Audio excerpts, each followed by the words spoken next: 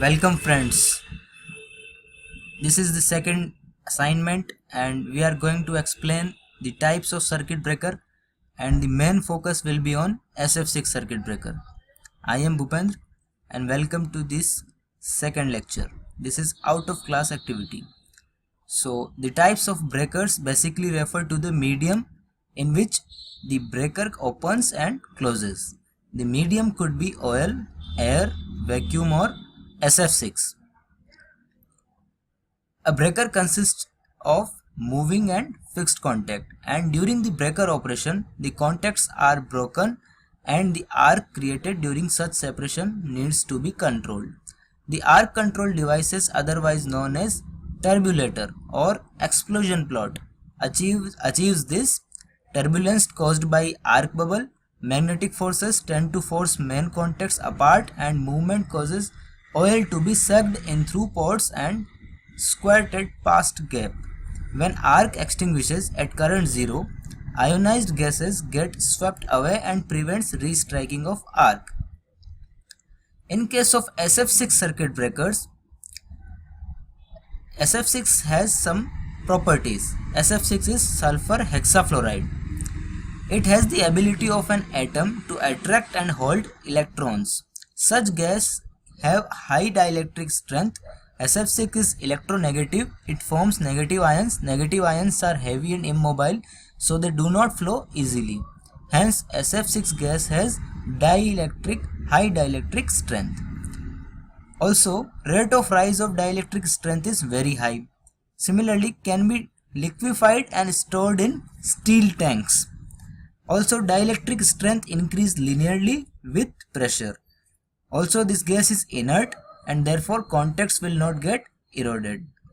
Gas is non-inflammable, colorless, odorless and non-toxic.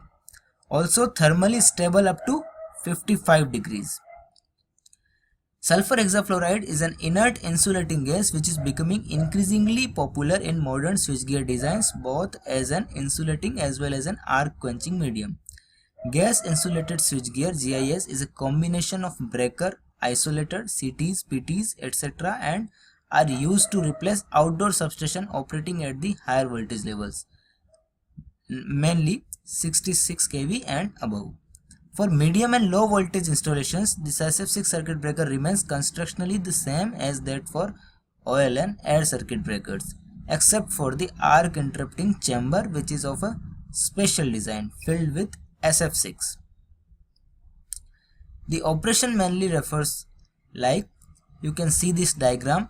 The first condition is closed condition and the B figure showing open position. So this is a type of puffer type SF6 circuit breaker. In closed position, you can see that there is a fixed contact. The another one is moving contact. So there is a plunger like structure. There is a nozzle also. Then there is trapped SF6 gas and movable cylinder. So SF6 is filled into the trapped tank where there is a movable cylinder, and as soon as there is arc and arc is quenched, the moving contact moves, and this from plunger in B position you can see that SF6 comes out from the chamber. So the SF6 gas is filled in compressed manner. Coming back to the operation points, under normal operating conditions the contacts are closed. On occurrence of fault, contacts are opened. The movable contacts moves away from the fixed contact. The arc is struck between the fixed and moving contacts. High pressure SF6 gas flows over the arc and it absorbs the free electrons from the arc. This builds up the dielectric strength between the gap very fast and the arc is extinguished. To interrupt an arc drawn when contacts of the circuit breaker separate, a gas flow is required to cool the arcing zone at current interruption, that is current zero. This can be achieved by a gas flow generated with a piston known as the puffer principle, or by heating the gas of constant volume with the arc's energy. The resulting gas expansion is directed through nozzles to provide the required gas flow, as you can see from this diagram. So briefly discussing the advantage and disadvantages. In advantages, The SF6 circuit breaker has silent operation, compact size, very short arcing time, no risk of fire, no reduction in dielectric strength due to operation. Current chopping is very minimized, can interrupt larger currents simultaneously, suitable for explosive environments due to totally enclosed body. It can withstand at severe rate of restriking voltages, capable of breaking capacitive current without restriking, and applicable voltages are greater than equal to 132 kV. If we talk about disadvantages, it has mainly costlier operation or costlier construction, requires conditioning of SF6 gas time to time. SF6 gas is suffocating, so its leakage can cause suffocation of the persons in surrounding areas. Special facilities are required for transporting the gas. Additional equipments are required for reconditioning like compressor and all that.